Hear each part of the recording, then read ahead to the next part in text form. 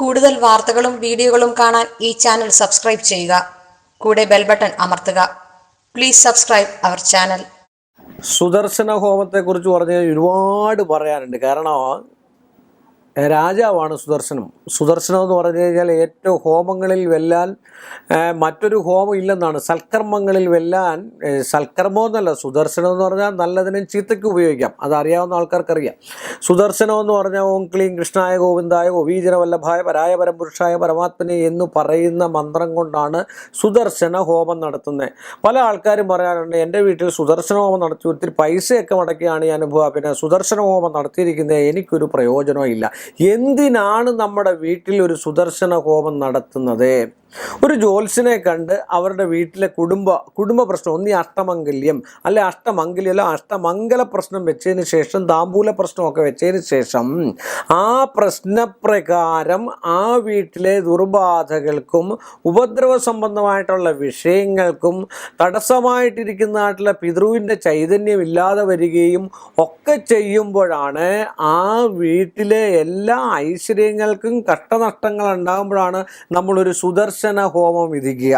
ശത്രുതയും കൂടുമ്പോഴും അവിടെ ഒരു എഴുന്നേറ്റം അല്ലെങ്കിൽ എന്താ പറയുക, ഒരു മേൽക്കോയ്മ ഇല്ലാതെ വരുമ്പോഴാണ് ഒരു സുദർശന ഹോമം നമ്മൾ അവിടെ വയ്ക്കുന്ന. വൈഷ്ണവം വെച്ചാൽ വിഷ്ണുവാണ് നമ്മളെല്ലാം നടത്തുന്നത്. ഇപ്പോഴത്തെ ഭാവി ഭൂതം വർത്തമാനം എന്ന് പറഞ്ഞാൽ ഭാവി ഇപ്പം നമ്മൾ നടന്നുകൊണ്ടിരിക്കുക. വർത്തമാന കാലത്തിൽ വിഷ്ണുവിനെ സ്മരിക്കുന്നതാണ് ഏറ്റവും നല്ലത് എന്ന് പറഞ്ഞതുപോലെ തന്നെ സുദർശന ഹോമം നടത്തുക എന്ന് പറഞ്ഞു കഴിഞ്ഞാൽ അവിടെയുള്ള ദുർബാധകളും ദോഷസംബന്ധമായിട്ടുള്ള വിഷയങ്ങളും അകാരണ മരണങ്ങൾ സംഭവിച്ചിട്ടുണ്ടെങ്കിൽ നാരായണ ബലി എന്നൊക്കെ പറയത്തില്ലേ, ദുർമരണങ്ങളൊക്കെ സംഭവിച്ചു കഴിഞ്ഞാൽ നാരായണ ബലിയാണ് ഇടുക.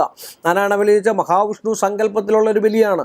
അപ്പോൾ എന്ന് പറഞ്ഞ പോലെ സുദർശന ഹോമം അത്യപൂർവം ശക്തിയുള്ളതും അത്യപൂർവം എന്താ പറയുക, ധനധാന്യ സമ്പൽ സമൃദ്ധി ഉണ്ടാക്കി തരുന്നതുമായിട്ടുള്ള ഒരു ഹോമമാണ് സുദർശന ഹോമം. അതൊരു ഉത്തമനായ ജ്യോത്സ്യനെ കണ്ട് ഉദയത്തിന് ഗണപതി ഹോമം എന്തിനാ നടത്തുക എന്ന് പറഞ്ഞു കഴിഞ്ഞാൽ അതുവരെയുള്ള എന്തെങ്കിലുമൊക്കെ തടസ്സങ്ങളുണ്ടെങ്കിൽ അതെല്ലാം മാറി നല്ല ഐശ്വര്യവും സമ്പൽ സമൃദ്ധിയും ഉണ്ടാകാൻ വേണ്ടിയാണ് ഉദയത്തിന് ഗണപതി ഹോമം ആ വീട്ടിൽ നടത്തുന്നത്.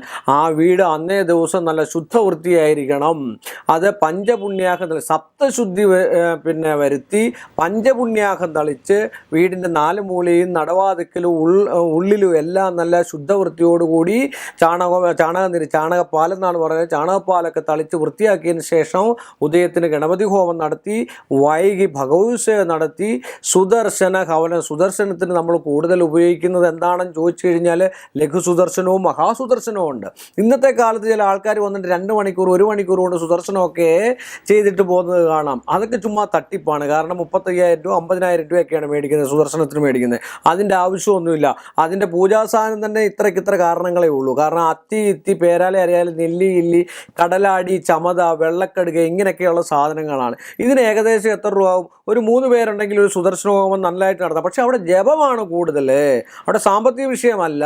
പല ആൾക്കാരും പല രീതിയിൽ സുദർശന ഹോമത്തിന് മറിച്ചും തിരിച്ചും ഒക്കെ ചെയ്യുന്നുണ്ട്. അതിന് അഷ്ടദളം ഒരു ഷൾക്കോണ് വരച്ച് സപ്തരജസ് തമസ് ചില അതിൻ്റെ കളറുള്ള അരിപ്പൊടി, ഉമുക്കരി, ചുവപ്പ് ഇത്രയും സാധനം കൊണ്ട് ഷൾക്കോണ് വരച്ച് അഷ്ടദളം വരച്ച് ഭൂപുരം വരച്ചതിന് ശേഷം വിഷ്ണുവിനെ നടുവിൽ പ്രതിഷ്ഠിച്ച്, നടുവിൽ വിഷ്ണുവിനെ എന്ന് പറഞ്ഞാൽ വൈഷ്ണവ സങ്കല്പത്തെ വെച്ചാൽ സുദർശന മൂർത്തിയെ നടുവിൽ പ്രതിഷ്ഠിച്ചതിന് ശേഷം ഗുരുഗണപതി വാണി 3 പേർക്ക് വിളക്ക് തെളിച്ച് അവിടെ പുഷ്പാഞ്ജലിയും മറ്റു കാര്യങ്ങളും ഒക്കെ നടത്തി സുദർശന മന്ത്രത്താൽ പ്രസന്ന പൂജ ചെയ്ത് കളം പൂജിച്ച് വലത്തെ ഭാഗത്ത് ഹോമകുണ്ഡം ഉണ്ടാക്കി അതിനകത്ത് വേണ്ട സാധനങ്ങളൊക്കെ നിവർത്തി പ്ലാമ്പിറകും ചിരട്ട തൊണ്ട ഇത്യാദികളൊക്കെ വെച്ചതിന് ശേഷം അത്തി ഹൗസ് ഉൾപ്പെടെ നെയ്യ് ഉൾപ്പെടെ 108 രൂപ വെച്ചിട്ട് ഓം സഹസ്രാര ഹുംബുൾ സാഹ എന്ന മൂലമന്ത്രം കൊണ്ടോ ലഘു സുദർശനം കൊണ്ടോ ഒരു 3000 സംഖ്യ, ഇന്ന് 3000 സംഖ്യ പോയിട്ട് ഒരു 16 രൂപ സംഖ്യ പോലും ജപിക്കുന്ന ആൾക്കാരില്ല.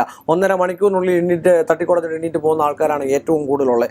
3000 സംഖ്യ ലഘു സുദർശനവും മഹാസുദർശനം ഒരു 6000 സംഖ്യയും ജപിച്ചു കഴിഞ്ഞു കഴിഞ്ഞാൽ ഒരു 9:30-10 മണിയാകുമ്പോൾ തുടങ്ങുന്ന ഹോമമാണെങ്കിൽ മാക്സിമം ഒരു 2 മണി 3 മണി ഒരു 4-5 മണിക്കൂറല്ലാതെ ജപം തീരാതെ എഴുന്നേൽക്കാൻ പറ്റില്ല. അങ്ങനെ ജപിച്ചെങ്കിൽ മാത്രമേ ഒരു സുദർശനവും ആ കുടുംബത്തിനും ആ ഭൂമിക്കും അവിടെ താമസിക്കുന്നവർക്കും ഐശ്വര്യം ഉണ്ടാവൂ. ഇത് എന്താണെന്ന് ചോദിച്ചാൽ ഇപ്പോഴത്തെ കാലത്ത് നടത്തുന്ന വെച്ചാൽ ഓടി ഇങ്ങോട്ട് വരിക, ഒരു പ്ലേറ്റ് എടുത്തിട്ട് ഒരു കളം വരയ്ക്കുക, വെറുതെ 2-3 പൂ ഇടുക, ഒരു ഷോയ്ക്ക് വേണ്ടി കുറച്ച് മാലയും മറ്റു കാര്യങ്ങളൊക്കെ ഇങ്ങനെ വെച്ചിരിക്കുക. അതല്ല വേണ്ടിയത്. അവിടെ ജപമാണ് വേണ്ടിയത്. വിഷ്ണു സൂക്തം ജപിക്കാം, വിഷ്ണു പൂജ നടത്താം, പിന്നെ തിലഹവനം നടത്താം. അതിൻ്റെ കൂടെ ദുർബാധകളെ ആവാഹിക്കുക, പിതൃക്കളെ ആവാഹിക്കുക വർക്കലയോ തിരുവല്ലത്തോ ഒക്കെ കൊണ്ടുവരുത്താം. അങ്ങനെ ചെയ്യുന്ന സുദർശനവുമാണ് ഫലം ചെയ്യുന്നത്. അല്ലാതെ വെറുതെ ഇങ്ങോട്ട് വന്നിട്ട് 2 മണിക്കൂർ കൊണ്ട് സുദർശനോമം നടത്തിയെന്ന് പറഞ്ഞ് 1,00,000 രൂപയോ 50,000 രൂപയോ മേടിച്ചുകൊണ്ട് പോകുന്നതല്ല. സുദർശനം വ്യക്തവും ശുദ്ധമായിട്ട് നടത്തിയാൽ ആ കുടുംബത്തെ ഐശ്വര്യവും സമ്പൽ സമൃദ്ധിയും പിതൃവിൻ്റെ സായുജ്യവും സന്താന ലബ്ധിയും സന്താനങ്ങളില്ലാതെ വരാതിരിക്കുകയോ അങ്ങനെയുള്ള കാര്യങ്ങളോ ഒന്നും ഒരു ക്ഷയത്തിനും ഒരു നാശത്തിനോട് ഇടവരുത്തില്ല.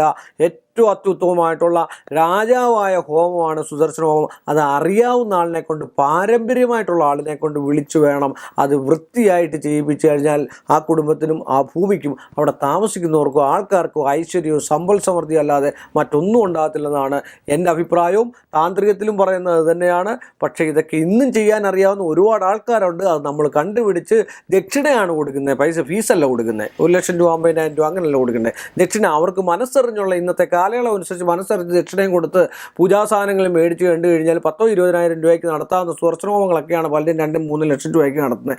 അതൊക്കെ പ്രഹസനമാണ്. നല്ല ആളിനെ വിളിച്ചിട്ട് നല്ല സാത്വിക സ്വഭാവത്തോടു കൂടിയുള്ള ഉപാസനാശക്തിയുള്ള ആളിനെ വിളിച്ച് സുദർശന ഹോമം നടത്തിയാൽ ആ നടത്തുന്നവർക്കും ഏറ്റവും ഉത്തമമാണ്, നടത്തിപ്പിക്കുന്നവർക്കും ഏറ്റവും ഉത്തമമാണ്. ആ കുടുംബത്തിനും ഐശ്വര്യം തന്നെ ഫലം ഉണ്ടാവും. കൂടുതൽ വാർത്തകളും വീഡിയോകളും കാണാൻ ഈ ചാനൽ സബ്സ്ക്രൈബ് ചെയ്യുക. കൂടെ ബെൽ ബട്ടൺ അമർത്തുക. Please subscribe our channel.